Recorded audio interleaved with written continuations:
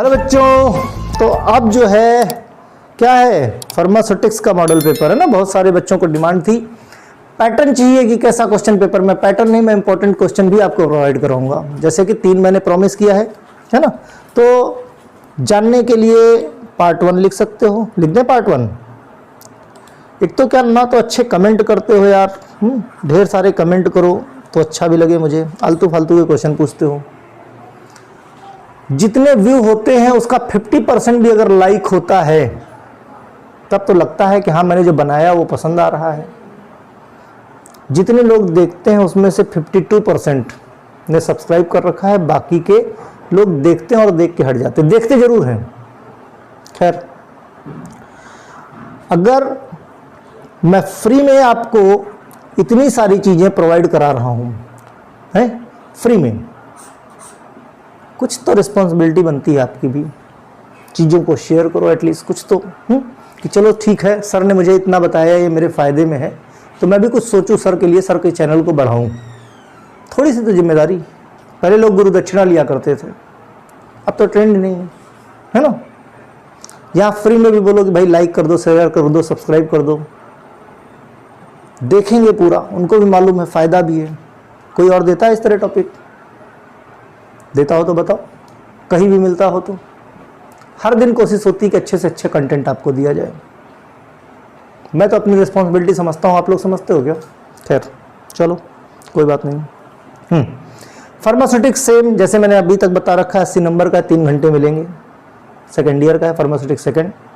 Attempt all question करने हैं और स्टूडेंट्स को बराबर बताया जा रहा है कि भाई न्यूमेरिकल डेटा जो है इंग्लिश वर्जन और हिंदी वर्जन दोनों का देख के रखो, और इंग्लिश वर्जन को प्रायोरिटी देनी है, और दोनों लैंग्वेज में आप अपना आंसर शीट लिख सकते हो, कोई जो भी चिल्लाए चिल्लाता रहे। बहुत सारे बच्चों का कमेंट है,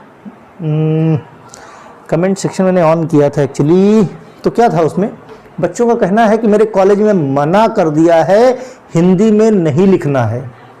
अब बताओ, 1.5 साल पढ़ा दिया आपने हिंदी अंग्रेजी बोल के, अब बता रहे हो खाली अंग्रेजी में। 90% बच्चे वैसे फेल हो जाएंगे। इसीलिए बोलता हूं, बहुत सारे बच्चे अंग्रेजी लिखने की कोशिश करेंगे लेकिन आंसर क्या एक्सप्रेस करना वो लिख नहीं सकते। इसलिए भाई मेरी बात सुनो, आलतू फालतू के रूमर्स में मत आओ। जो जो बोले हाँ सर, जैसा आप बोलो मैं वैसे ही करूंगा। क्वेश्चन पेपर में आंसर लिखने से नंबर मिलता है, अंग्रेजी और हिंदी से नहीं मिलता। हिंदुस्तान में ऐसा कोई नहीं है जो हिंदी पढ़ना नहीं जानता।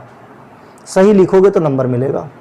बिल्कुल आपके कॉलेज वाले बोलते हैं खाली अंग्रेजी लिखो, यस सर। कोई बोलता है इंग्लिश लिखो, यस सर। जैसा आप बोलो वही करेंगे, लेकिन क्वेश्चन पेपर में वही लिखना जो आप लिख पाना। नहीं लिखोगे तो नंबर नहीं मिलेंगे, राइट। तो इसीलिए मैं बोलता हूं अगर कोई कह दे, मैं कहता हूं नोटिफिकेशन आ जाए कल का कल कि एग्जाम में सिर्फ अंग्रेजी में लिखना है, मैं दावा करता हूं 10% से ज्यादा बच्चे डिप्लोमा पास नहीं हो पाएंगे, गारंटीड। अगर हिंदी इंग्लिश मिक्स ना की जाए तो 10% से ज़्यादा पास नहीं होंगे। इसीलिए कहता हूँ, सिर्फ अपने फायदे के 2 कान दिए ना भगवान ने, दोनों कानों का बराबर इस्तेमाल करो। चाहे जो बोले, हम कहते बोर्ड चिल्लाता रहे, लिख के आना दोनों लैंग्वेज में, फिर भी नंबर मिलेगा, गारंटी बता रहा हूँ, ठीक है। फिलहाल इधर उधर के टॉपिक में ना पढ़ के क्वेश्चन पे पढ़ते हैं, पहुँचते हैं क्वेश्चन क्या बोलता है और कैसे क्वेश्चन बनते हैं। Discuss the formulation and function of the following any two. भाई कोई बोल दे अंग्रेजी में तो हम अंग्रेजी में वैसे भी नहीं लिख पाएंगे, तो क्या फायदा किसी के सुनने का और फर्जी दिमाग में हेडक लेने का। 1 हफ्ते टेंशन में रहोगे, रे यार कैसे लिखें, पता लगा 15 दिन बाद एग्जाम। अब तो 3rd सेशनल चलने वाले हैं। कुछ बोर्ड में तो 20 तारीख से एग्जाम भी है। बच्चों ने कमेंट किया है कि 20 अप्रैल से हमारे यहाँ एग्जाम हो रहे हैं, अर्ली सेशन चालू होगा। शुरू हुआ लेट, 1 महीने लेट शुरू हुआ सबकी जगह ड्यू टू कोविड, है ना। लेकिन सेशन अर्ली करना, एग्जाम पहले करना है, ये भी तो सोचो। जो 75 आवर्स या 100 आवर्स लिखे हैं सिलेबस में, वो कहाँ से पूरे किए जाएंगे? खैर चलो, वो हमारा इशू नहीं है ना, वो बोर्ड का इशू है। डेंटिफ्राइसिस पे इतना लिखना है आपको, डेंटिफ्राइसिस पे, कि 8 नंबर मिल जाए। अब कहोगे इतना तो कंटेंट किताब में नहीं दिया है, तो जाहिर सी बात है डेंटल प्रोडक्ट्स के बारे में लिखो। हेयर रिमूवर्स, ये 8 नंबर का लिखना है। लिपस्टिक कितना लिखो, कितना भी लिख डालो 8 नंबर में। इसीलिए टॉपिक आसपास, फाउंडेशन क्रीम है ना, कैसे बनती है, सब कुछ लिख डालो इसके बारे में। इतना डीप में तो पढ़ा ही नहीं होगा कि 8 नंबर का कंटेंट हो जाए। और 8 नंबर मिलने के लिए इसमें क्या है, देखो ऑप्शन दे रखे हैं, कोई 2 तुमको लिखने हैं, ऑप्शन 4 हैं, और इतना लिखना कि 8 नंबर मिल जाए। क्वेश्चन आते हैं, ये कोई भी क्वेश्चन बिना क्वेश्चन पेपर का नहीं है, ऐसा कोई क्वेश्चन नहीं जो बार बार ना आया हो। इंपॉर्टेंट बताता हूं तो उसके पीछे लंबी चौड़ी स्टडी है, परेशान मत हो ना, ऐसे ही है, आंख बंद करके ट्रस्ट कर लो, इन्हें ढूंढते रहो। फिर ट्रांसलेट इनटू इंग्लिश। इस क्वेश्चन पे मैं ये बोलूंगा कि आपकी बुक में बहुत सारे लैटिन वर्ड्स दिए हुए हैं जिनकी इंग्लिश भी दी हुई है। इसके लिए मैं एक चार्ट बना रहा हूं, 35-40 उसमें रहेंगे, इसलिए मैं ये बिल्कुल नहीं बोलूंगा कि 4-6 लेके आऊंगा और उसमें से फंस जाएंगे। कम से कम 30-35 आपको याद करने पड़ेंगे, उन 30-35 में जरूर आपका फंस जाएगा, ये मैं बोल सकता हूँ, ठीक, और आएगा जरूर, याद रहे, ठीक।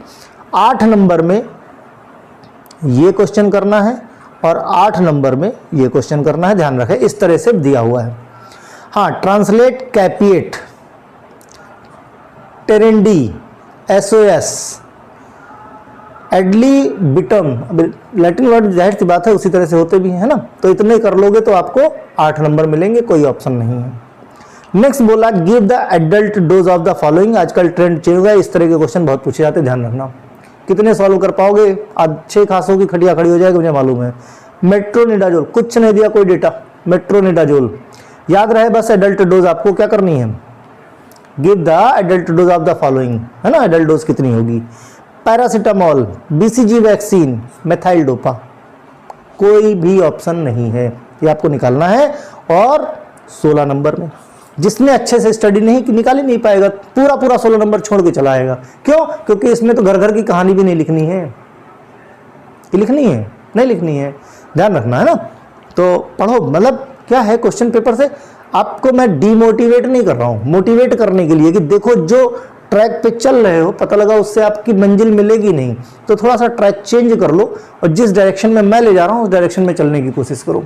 ओके, थर्ड क्वेश्चन बोलता है right note on gargle, parts, I ointment और लिनीमेंट्स। इसमें से किसी क्या करना है, ये है 4x4, सॉरी क्या है, 4x4 का क्वेश्चन है, 4 नंबर के हैं, इतना कंटेंट। अच्छा, एक चीज और, यही सेम चीज इस तरह भी पूछी जा सकती है 8 नंबर में।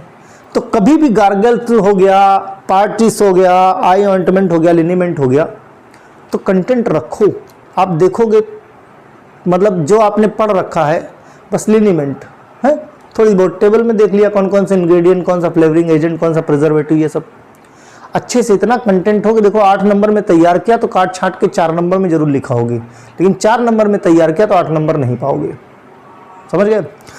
Excuse me.